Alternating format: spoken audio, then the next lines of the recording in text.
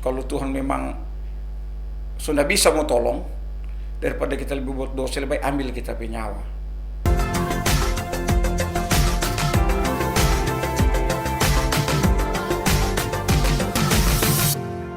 Pondok Cerita. Shalom Sobat Cerita, senang sekali kami bertemu lagi dalam channel ini. Kali ini kita kedatangan seorang bintang tamu yang spesial, seorang hamba Tuhan sekaligus pengusaha. Nah, tidak berlama-lama lagi, mari kita sambut Bapak Pendeta Emil Mamuko. Selamat datang, Pak. Oke, terima kasih. Luar biasa, senang sekali kami dari tim Pondok Cerita, merupakan suatu kehormatan Bapak boleh datang dari Manado, datang ke tempat kami di studio ini untuk sama-sama berbagi kisah. Terima kasih. Nah, sebelum orang mulai lebih lanjut lagi, saya sudah kenal Bapak lama. Tetapi Sobat Cerita belum mengenal Bapak, bisa sedikit perkenalannya. Bapak Emil ini dari mana, asal mana, sekarang profesinya sebagai apa, Pak? Silakan. Oke, terima kasih. Untuk saya pertama-tama untuk memperkenalkan nama saya Emil Mamuko. Saya punya satu istri, Pendeta Anita Kakombohi, sarjana teologia, dan kedua anak kami, Rianaldo Yansen Mamuko dan Richard J.K. Mamuko. Oke, jadi dikaruniai dua anak, Pak. Ya, dikaruniai dua anak. Biasa. Dan saya, kalau asal-usul saya keturunan dari Sanger, Wih. tapi saya kelahiran Manado. Oh, orang tua dari Sangir. Ya. Oke. Lanjut, Pak. Sekarang Bapak berarti melayani sebagai gembala di JKI, JKI. Oke. Jemaat Kristen Indonesia. Oke. Alamatnya, Pak, di Tuna, Kombos Tuna, lingkungan 3. Oh, oke. Baik. Halo. Senang sekali, Pak. Jadi Pak, saya panggil Pak Emil ya, Oke. atau Om Emil, atau Pak Gembala, ini mana Ya. yang Om Emil, setiap orang tuh punya pengalaman pribadi dengan Tuhan yang berbeda-beda. Bisa nggak ceritakan latar belakang Om Emil, bagaimana sebelum bertemu Tuhan, kehidupannya seperti apa? Saya mau sekilas cerita untuk ke belakang kehidupan saya, untuk sebelum saya mengenal kasih karunia, yaitu Tuhan sendiri yang merubah hidup saya. Yang pertama itu, ya tahu sendiri, orang waktu lahir itu sudah Kristen, ya. Oke. Jadi orang itu sudah Kristen, lahir sudah Kristen. Dan kehidupan saya sebagai orang Kristen sehingga saya bertumbuh, sehingga saya mulai dewasa, ya kehidupan saya tahu sendiri. Kalau kehidupan di Kota Manado, dan terlebih kalau orang mungkin di Manado tahu sendiri bagaimana Kampung Tuna yang sudah dengan terkenal, ada begitu banyak macam ragam kejahatan yang ada di situ. Lingkungan. Dan mulai sebelum berumah tangga saya terlibat itu, ikut dengan teman-teman apa semua. Kemudian setelah berumah tangga saya masih seperti itu. Jadi kehidupan saya sudah artinya mau dikatakan sebagai sampah masyarakat pada saat itu. Karena kebiasaan saya hanya minum, berkelahi. Berarti meskipun Bapak sudah lahir sebagai orang Kristen, tetapi Iya. pengaruh lingkungan Iya. itu sangat mempengaruhi dalam masa pertumbuhan. Iya. Secara manusia itu pasti terpengaruh, karena kehidupan saya pada saat itu belum mengenal namanya pribadi Tuhan, yang seperti yang dikatakan dalam firman Tuhan, sekalipun orang kenal, tapi di dalam Hosea 6 ayat 3 ayat 6 dia katakan bahwa umatku binasa karena tidak mengenal Allah. Jadi sudah disebut umat Kristen, itu kan artinya pengikut Kristus. Sudah disebut orang percaya pada saat lahir sampai bertumbuh dewasa, sudah sampai berumah tangga, tapi tidak mengenal kebenaran yang sesungguhnya. Oke. Sehingga Kristen. kehidupan saya anggap kehidupan saya itu saya lakukan, yang penting kita orang Kristen, kita beribadah seperti itu, kita minum, kita lakukan pergaulan seperti yang teman-teman yang lain lakukan. Orang jalan apa so kumpul teman-teman minum di pasar, pasar Spal 2, semua orang jalan, ya, main pukul orang sampai ya terlibat dalam perkelahian, masuk dalam sel. Seperti itu kehidupan saya. Oh, jadi bisa dikatakan preman, Marso pensiun sekarang ya? Iya. Preman pensiun ini, Sobat Cerita. Kalau Sobat Cerita belum mengenal daerah di Manado, daerah Tuna itu sangat rawan ketika masih zaman dulu ya. Sekarang sudah aman ya Pak? Sudah banyak bertobat. Sudah, karena banyak memang yang sudah dibenarkan. banyak pertobatannya. Salah satu di tempat rumah kami kan sudah ada gereja. Jadi Oh, di situ oke. saya pada saat saya mengenal firman Tuhan, lebih jauh sebelum masuk ke situ saya ada tempat itu saya jadi tiang doa di situ. Oh, jadi rumah Bapak dijadikan tempat ibadah Iya. jemaat Bapak. Luar biasa sekali. Nah, Pak, well, sesudah mengenal Yesus, Bapak menerima Yesus dari latar belakang Bapak yang kacau amburadul, penuh dengan dunia hitam. Bagaimana tanggapan teman-teman Bapak yang melihat perubahan Bapak? Oke, terima kasih. Jadi dari awal seperti saya ceritakan tadi, saya lahir Kristen, tumbuh dewasa menjadi Kristen. Tapi saya tidak mengenal kebenaran. Tapi pada suatu titik, istri saya, dia melihat seorang ibu yang dulunya beribadah di gereja Pantekosta Isa Al-Masih Bethlehem Oh, di oke. Paldo Atas, dan dia mulai mengikuti seorang ibu itu. Ini awal cerita Pak. Tapi saya juga sekalipun istri saya sudah, artinya dari gereja yang saya ikuti waktu saya mulai dari kecil sampai tumbuh dewasa sampai berumah tangga, ada salah satu organisasi gereja yang ada di Kota Manado. Istri saya mengikuti ibu ini dengan aliran organisasi lain. Kemudian dia sudah masuk gereja sana, tapi saya masih kehidupan seperti itu. Sudah berumah tangga, kehidupannya mabuk. Bahkan tempat rumah kami tempat minum teman-teman. Seperti itu. Tapi satu titik pada saat ya memang saya juga masih terlibat, pada akhir saya menyadari, wah, kalau kita hidup seperti ini, karena orang minum di salah satu pasar, kemudian pindah di pusat kota Manado.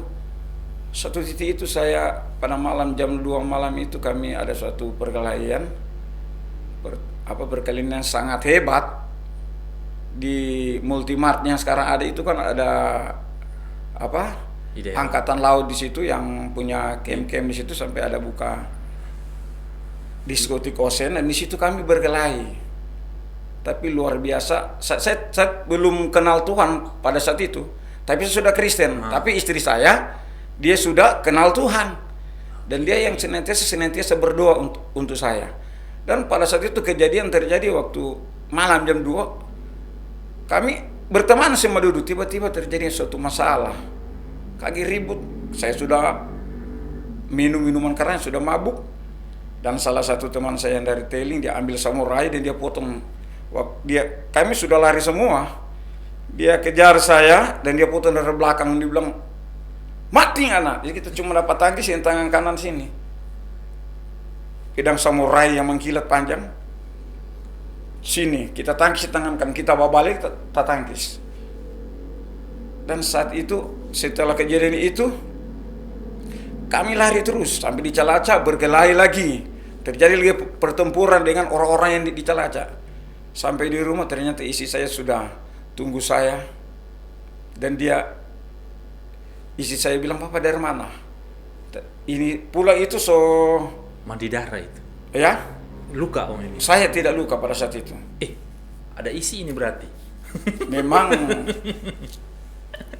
Sangir ini Om Emil. seperti itu. Saya, Oh, iya? ini orang seperti saya juga pernah ke Sangir, pernah melakukan hal itu. Seperti dikatakan orang-orang itu dulu, mandi kabal. Jadi pernah lakukan itu. Oh iya.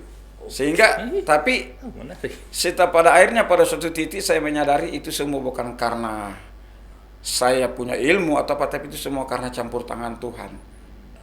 Sehingga pada satu titik itu, waktu itu pada hari Natal ya, saya kan pada situ masih di organisasi gereja lama. Istri saya sudah di GPIA Bethlehem Manado. Oke.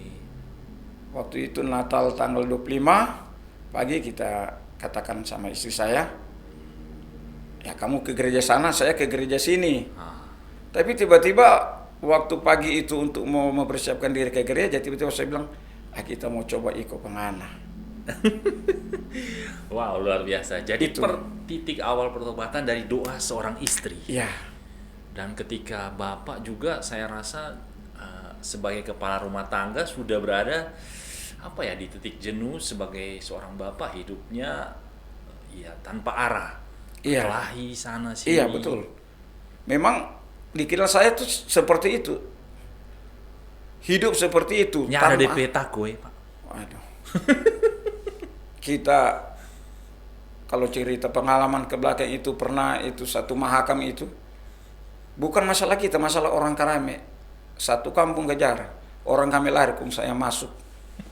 Tapi itu semua kalau bukan dalam rencana Tuhan, saya percaya setelah saya seperti ini, pada saat saya sudah masuk dalam keselamatan yang Tuhan berikan kepada saya menyadari apa yang saya lakukan seperti lalu itu dilewatkan dengan malapetaka. Kalaupun mau mati, saya sudah mati. Karena pada saat itu orang kerumun kita, orang mahakam itu tahu. Tapi karena Tuhan saya boleh diluluskan. Cuma saya sendiri tertinggal, semua teman sudah lari. Wah, luar biasa. Tapi itu Tuhan tuh punya rencana yang luar biasa.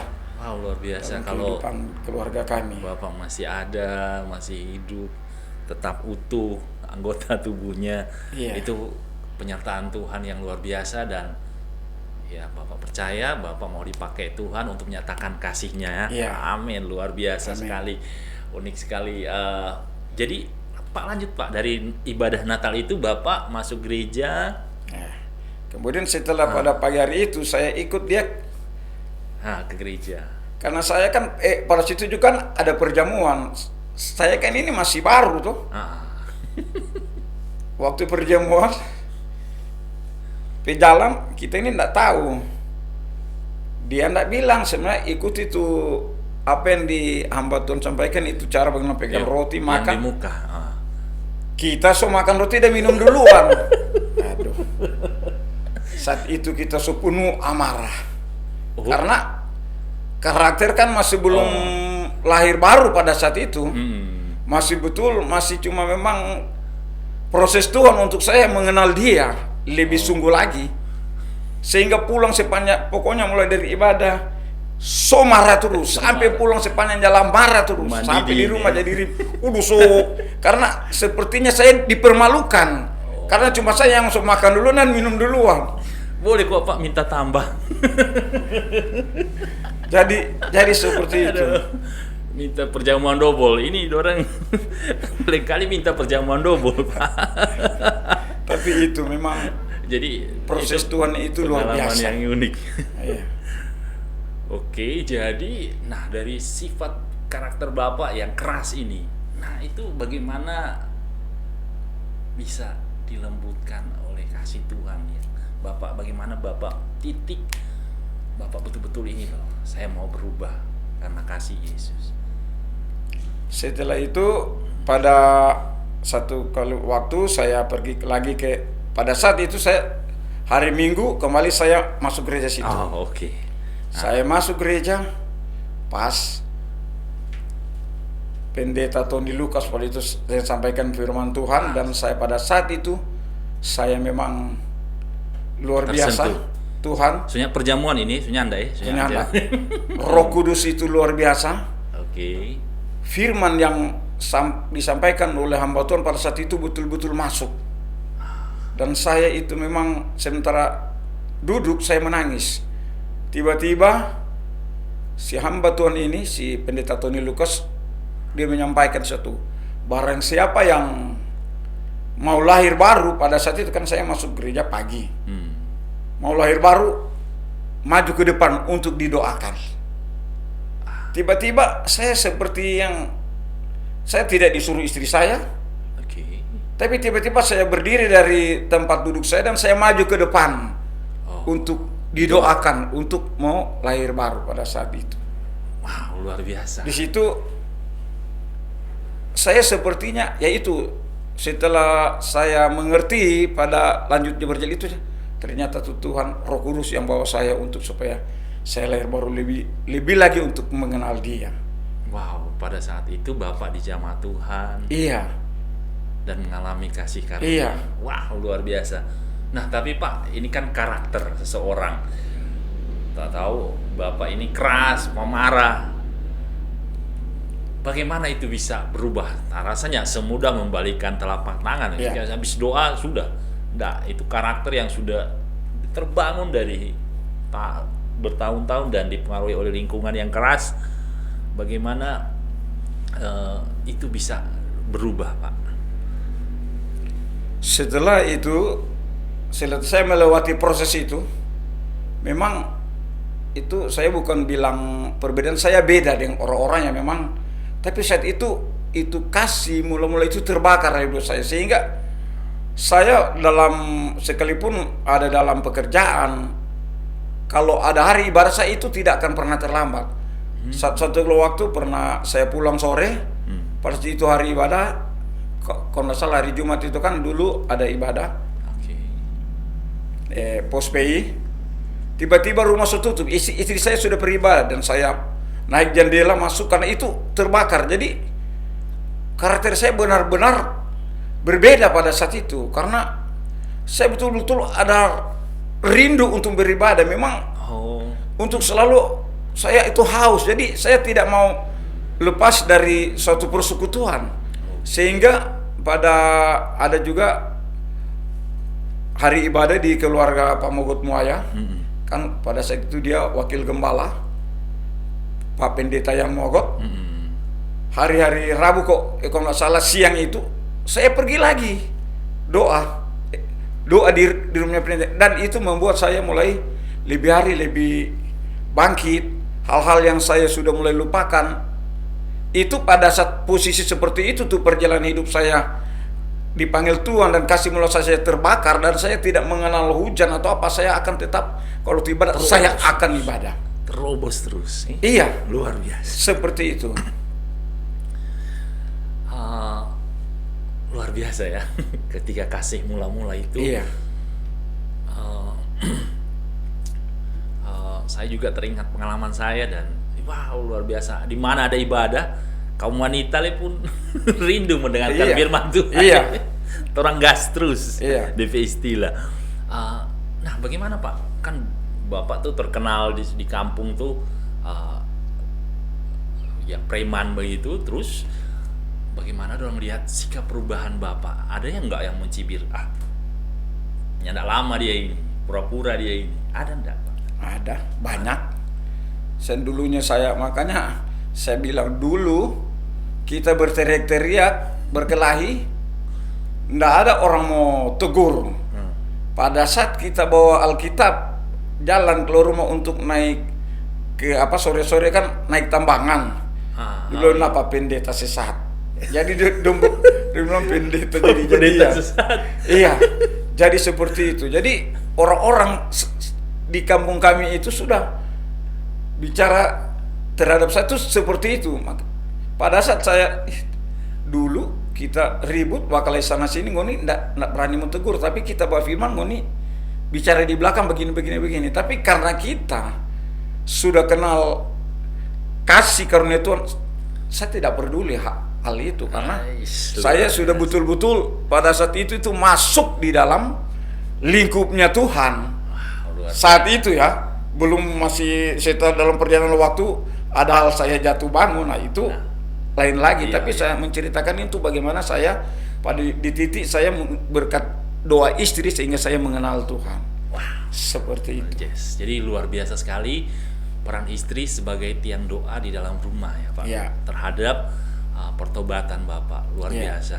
Nah, respon anak-anak nih Pak, anak-anak Bapak kan melihat perubahan karakter dari orang rumah itu bagaimana?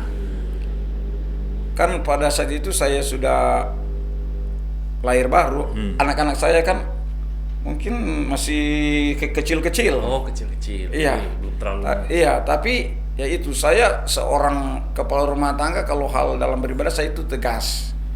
Jadi saya mulai didik anak-anak saya kalau mau ibadah harus bisa menghormati dalam suasana beribadah. Jadi saya mulai, artinya pandangan dorang terhadap saya, dorang tidak lihat itu karena dorang masih terlalu belum mengerti tentang bagaimana hal beribadah. Tapi dari saya sebagai kepala rumah tangga, untuk bagaimana setelah saya mengerti, saya berusaha untuk membawa keluarga, anak-anak saya masuk dalam panggilan rencana Tuhan. Oke. Seperti itu. Oke, luar biasa sekali. Perubahan karakter yang nampak bagi orang sekitar dan menjadi terang bagi di dalam rumah ya Pak. Iya. Nah Pak, Bapak ini kan selain hamba Tuhan seorang pengusaha juga. Iya. Nah, bisa nggak Bapak cerita pengalaman Bapak bagaimana Bapak melayani sambil bekerja sebagai seorang profesional? Ada nggak masa-masa kelam ketika Bapak melayani sambil bekerja? Ada nggak Pak? Bapak mengalami masa-masa sulit? Kalau masa-masa itu waktu saya ada di gereja Pantai Kosta Isa Al-Masih Bethlehem Manado, itu memang saya sudah itu luar biasanya Tuhan. Saya yang dari tidak ada kehidupan saya, yang dulunya saya boleh dibilang keluarga paling miskin mungkin di daerah situ, di tempat yang saya tinggal sekarang ini, kan masih rumah kami itu bukan seperti sekarang yang ada kelihatan di atas jalan. Kalau dulu di bawah jalan, air hujan sedikit, air sudah sampai di lutut. Oh iya. Jadi tapi itu luar biasanya Tuhan, dia mulai mengangkat saya. Di dalam usaha saya mulai diberkati. Saya kan seorang yang memang boleh dikatakan dalam pekerja itu multitalenta. Jadi pekerjaan beton, pekerjaan plafon, pekerjaan apa saja saya bisa mengerti. Dan luar biasanya Tuhan, kepercayaan Tuhan kepada saya untuk mengangkat, sehingga orang-orang yang di sekitar situ dulu yang mencibir saya, menceritakan apa yang melihat saya, bagaimana perubahan saya, mereka terdiam dengan apa yang saya lakukan, aktivitas saya dan pelayanan pada saat itu. Ya, salah satu juga hamba Tuhan di sini, Pendeta Yonatan Lengkong, pernah sempat dia dapati saya di rumah itu mungkin sekitar jam 11 jam 12 siang. Dia datang waktu saya bekerja. Saya dulu bekerja tapi saya ada waktu khusus doa. Dan pada saat Natal dia heran-heran, siang hari itu saya ada berdoa. Padahal ada aktivitas kan di rumah yang saya lakukan, itu profil Gibson saya cetak, tapi jadi bengkelnya di rumah. Profil Gibson di rumah, tapi saya tetap pada waktu doa. Jadi kehidupan saya tetap, kehidupan doa itu tidak bisa lepas dari kehidupan saya. Saya tidak tahu seperti apa, tapi itulah suatu perubahan yang dikerjakan oleh Tuhan melalui Roh Kudus, sehingga saya tidak pikir ini, tapi hanya itu yang saya lakukan. Saya bekerja, saya berdoa. Ada juga teman-teman pelayanan yang hamba Tuhan yang buta, kemudian ada hamba Tuhan yang, jadi saya melibatkan diri dengan hamba Tuhan. Semulai kami pernah melayani di Bitung, di daerah Likupang. Saya terlibat dalam pelayanan seperti itu. Jadi saya kan usaha saya sendiri, saya bos-bosnya sendiri, tidak ada yang memerintah. Jadi kapan saja saya bisa tinggalkan untuk pelayanan. Jadi seperti itu aktivitas saya. Jadi dari Bapak, komunitas Bapak yang dulu dengan pemabuk, sekarang Bapak sudah bergaul dengan hamba-hamba Tuhan dan terlibat aktif dalam pelayanan. Wow, luar biasa. Nah, Sobat Cerita, Bapak Emil ini sebagai tukang bahas plafon, beton, multitalenta, semua bisa. Jadi kalau ada proyek bisa hubungi Bapak Gembala ini. Dia pasti harganya terbaik dan kualitasnya luar biasa. Siap. Oke, mantap sekali. Pak, nah dalam pelayanan Bapak sambil bekerja, pernah nggak mengalami kekecewaan di dalam Tuhan? Ada nggak? Untuk mengalami kekecewaan itu pada saat saya, berarti ada ya? Ada. Wah. Itu kekecewaan bukan karena kecewa tapi karena kesalahan. Sehingga saya mengalami drop di dalam usaha saya. Jadi waktu itu saya ada pekerjaan di tahun 2007, saya ada satu pekerjaan cukup besar di Maluku Utara, di Ternate, yaitu pekerjaan plafon di kantor DPR Provinsi Maluku Utara dan di kantor Gubernur Provinsi Maluku Utara. Jadi dulu itu cukup lumayan besar nilainya, hampir mencapai 5 miliar pada saat itu. Dan awal-awalnya, karena saya rasa saya hamba Tuhan. Jadi waktu mulai pekerjaan hari Senin kami ada doa. Pokoknya bagus berjalan ini. Jadi karena saya sekalipun orang banyak yang kerja mungkin ada sekitar 100 lebih karena ada 2 proyek yang besar. Jadi saya memulai dengan doa hari Senin untuk mulai bekerja anak-anak udah. Kemudian hari Sabtu juga begitu. Kalau ada kan 2 minggu 1 kali upah. Tapi ada panjar, saya doa lagi uang yang mereka mau terima supaya digunakan dengan hal yang baik, yang benar. Tapi setelah waktu itu berjalan, usaha saya sudah mulai mudah, uang sudah kiri kanan sudah tebal. Dompet sudah tebal, hilanglah doa. Dan pada saat itu saya tinggalkan pekerjaan. Saya kan cuma pergi hari Selasa, Jumat pulang. Itu pergi dengan pesawat, pulang dengan pesawat. Jadi seperti itu.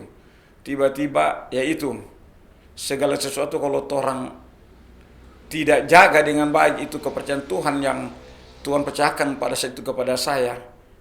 Dan memang saya tidak, dan itulah saya orang lakukan seperti, makanya istri saya katakan, Papa ini kalau ada uang seperti Sinterklas. Jadi kita anggap uang itu terlalu mudah. Karena gampang, ya. Mudah juga kalau kita cuma telepon ada 10 juta, langsung ada hari itu. Jadi tiap 2 minggu itu progres tinggal donjatannya. Tanggal saya tanya, dong pagi di komputer, Pak ini 180 juta, boleh begitu? Oh iya, boleh. Jadi sudah seperti itu, tidak lagi ukur lapangan karena mereka kan sudah lihat. Jadi dengan begitu mudah, akhirnya saya terbuai, saya melakukan banyak hal sudah di luar yang apa yang Tuhan kehendaki. Kehidupan saya melakukan, ya udahlah, mau dibilang apa kalau sudah di luar Tuhan yang sudah punya uang. Kejahatan apa yang sudah saya lakukan. Akhirnya oleh karena itu pekerjaan saya ada masalah di kantor gubernur. Kantor DPR selesai, tapi ya nilainya lebih besar di kantor gubernur. Ada masalah karena pergantian pemimpin pada saat itu. Sehingga saya pikir-pikir, akhirnya kita tinggalkan pekerjaan itu. Pekerjaan mungkin sudah sekitar 80%. Kita lihat orang tapi ada uang saya yang belum sempat dibayar. Kita pikir, yang penting kita tidak berutang kepada orang kerja. Ya udah, kita lepas saja. Karena sudah bermasalah. Jadi disitulah saya mengalami suatu drop. Dan pada satu titik kadang kita bilang, Tuhan, kok seperti ini? Mengikut Tuhan. Ternyata akhirnya kita mulai ada persungutan. Tapi saya bersyukur pada saat itu istri saya ini dan anak-anak saya yang sudah mulai mengerti doa itu tekun berdoa. Menopang. Iya, menopang. Dan saya juga sempat terlibat kembali dengan teman-teman. Tapi tidak terlalu jauh saya masuk lagi dengan teman-teman. Hanya sekilas begitu terlibat. Minum, ikut. Ya sepertinya mau kembali seperti dulu lagi. Tapi itu luar biasanya kuasa doa dari seorang istri yang membuat saya tidak terjerumus lebih dalam lagi seperti yang apa yang saya alami dulu sebelum mengenal Tuhan. Wow, luar biasa ya. Wow. Iya. Jadi sebenarnya Tuhan nggak mengecewakan, Pak. Jadi dari kesalahan kita. Ketika kita mulai lepas dari Tuhan, tidak ada jam doa. Nah, iblis mengintai itu. Dan ya tinggal kita menunggu kita membuat kesalahan dan dosa-dosa. Wow, luar biasa. Pak, misalnya kalau waktu ini bisa dirubah, ada nggak Bapak yang mau rubah atau Bapak sudah bersyukur dengan keadaan seperti ini? Sebenarnya rencana saya punya impian, ya. punya impiannya luar biasa dalam kehidupan keluarga saya dan juga pelayanan yang Tuhan percayakan di rumah kami. Memang sampai hari ini saya jatuh bangun di dalam kekecewaan karena mungkin sudah sekian lama kehidupan saya stuck dalam pekerjaan yang seperti yang dulu-dulu, yang kalau saya dulu proyek saya itu tidak ada ratusan juta, itu miliar, 1 miliar, proyek di Amuran pokoknya miliar, tidak ada ratusan juta, apalagi Pulau Jawa tidak ada. Sehingga pada saat itu stuck semua, yang membuat saya mulai drop. Dan mungkin sudah sekitar, boleh dikatakan sekitar 15 tahunan kehidupan saya tuh seperti itu. Jadi ada pekerjaan cuma 2 minggu habis, 1 bulan habis, tidak lagi seperti dulu, sehingga ekonominya pas. Sehingga saya mulai kenapa sudah seperti ini, tanya sering isi saya, kenapa sudah seperti ini, sudah tidak seperti dulu lagi ya pekerjaan ini.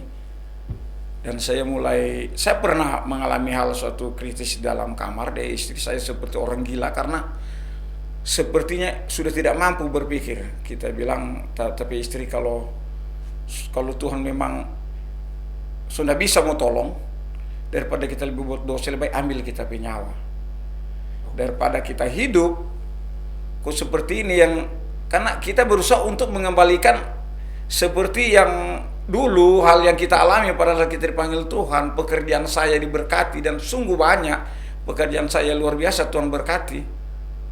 Tapi satu titik hampir sering saya katakan, lebih baik kita mati.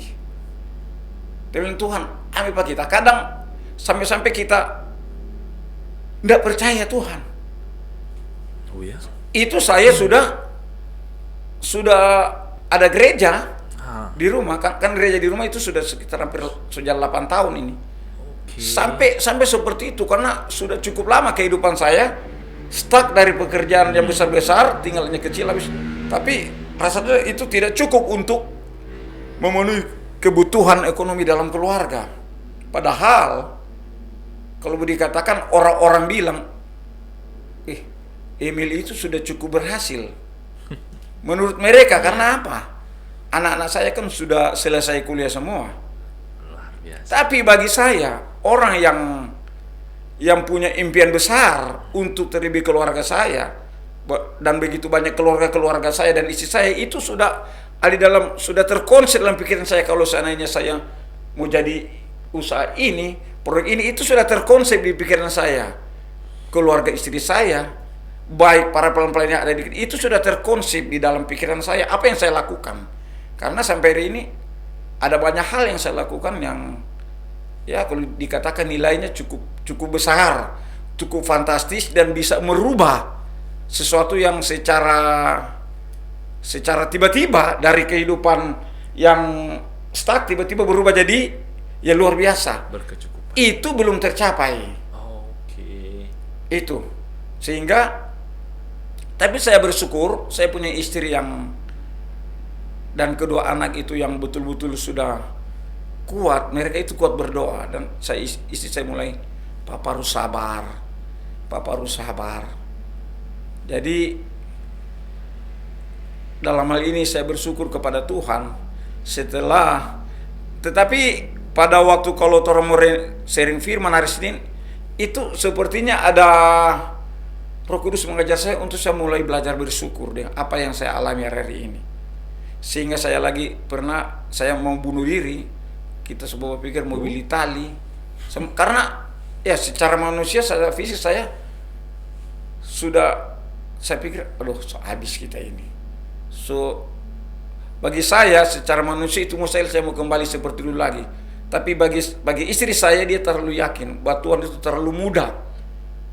Bagaikan membalikan telapak tangan kalau Tuhan mau.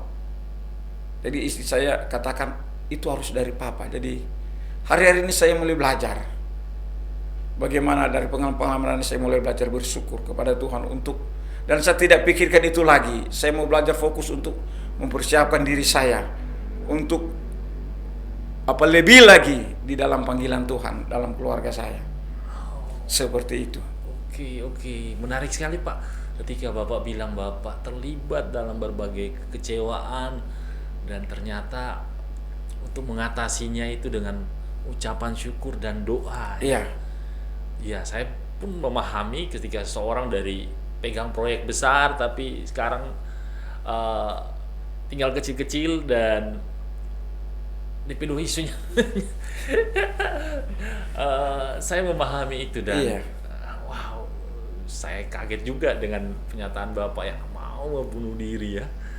Tetapi karena circle kita ya yang menopang kita, keluarga yang mensupport, itu suatu yang luar biasa ya Pak, sehingga Ya. Bapak tetap bersyukur dengan apa yang ada. Ya. Yes, luar biasa. Nah, pesan kita sudah di segmen terakhir nih Pak, pesan buat sobat cerita ketika mereka mengalami kekecewaan yang sudah Bapak alami, bagaimana mengatasinya, dan kalau ada ayat boleh Pak sampaikan. Jadi pesan-pesan buat sahabat atau teman Pondok Cerita, saya cuma mau bilang bahwa Tuhan itu tidak pernah mengecewakan kita. Amin. Tuhan itu tidak pernah tinggalkan kita. Dia Allah yang setia dan Dia mencintai dan sangat mengasihi kita sebagai umat manusia, umat pilihannya. Itu yang hanya pesan-pesan saya. Tetap kuat, tetap bersyukur bahwa di balik setiap penderitaan, di balik masalah persoalan, Tuhan punya rancangan yang indah dalam setiap kehidupan kita. Terima kasih. Wow, luar biasa. Nah, demikian Sobat Cerita pembicaraan kita yang sangat menarik dengan Pak Gembala Emil ini. Kalau teman-teman sekalian punya permohonan doa, silakan hubungi nomor di bawah ini. Dan pesan yang saya tangkap dari pembicaraan kita yang panjang ini, ketika saudara mengalami kekecewaan, ketika saudara mengalami suatu kebuntuan, itu artinya Tuhan belum selesai dengan saudara. Yes. Ada rencana Tuhan yang masih jauh ke depan. Yes. Tetap kuat, tetap percaya, karena kasih Tuhan, kasih karunia Tuhan besar bagi saudara dan saya. Yes. Saya Handi dan Pendeta Emil Mamuko undur diri di hadapan Anda. Tuhan Yesus memberkati.